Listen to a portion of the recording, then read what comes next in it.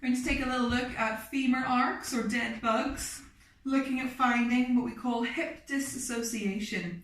So where the pelvis, which originally was moving in our pelvic clock, and the femurs were staying lovely and heavy, now we want the pelvis to stay quite quiet, not still, but we want to move that femur in this joint with as much ease and efficiency as we can.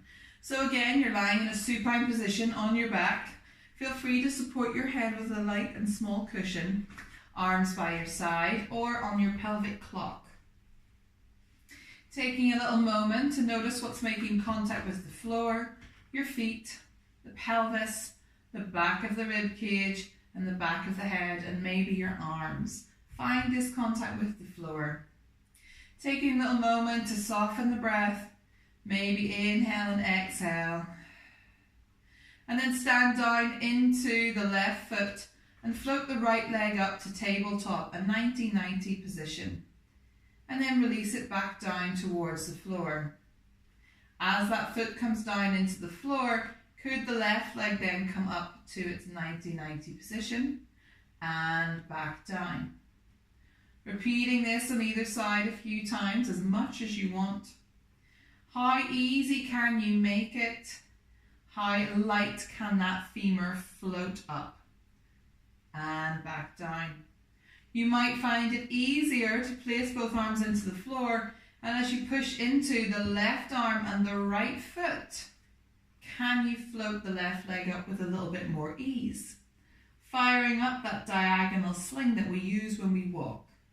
Right hand, left foot, and note that the right leg can float up with just as much ease. Don't worry if there's any clicks or clunks, that's totally normally fine and usual. What you might have is a sense that you could take the leg a bit more across your plumb line just to miss any of them out. Taking the challenge up a little bit, float one leg up to tabletop and then the other. Soften through the body and note the knees do have to come a little bit closer towards you. This is a curved bone. Moving into toe taps.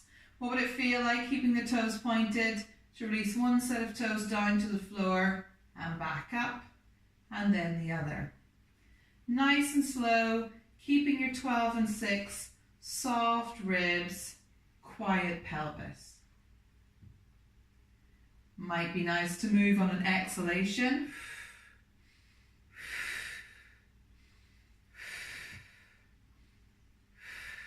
And then try it with flexed feet, so heel taps, letting one set of heels drop down and back up and then the other.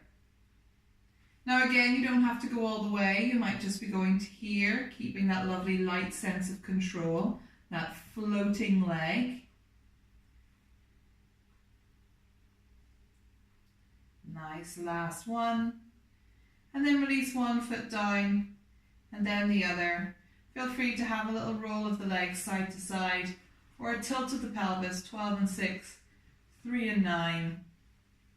Checking in with what was happening in the pelvis, trying to keep it quite quiet as we move the femurs to help us find range when we sit, walk, stand and run.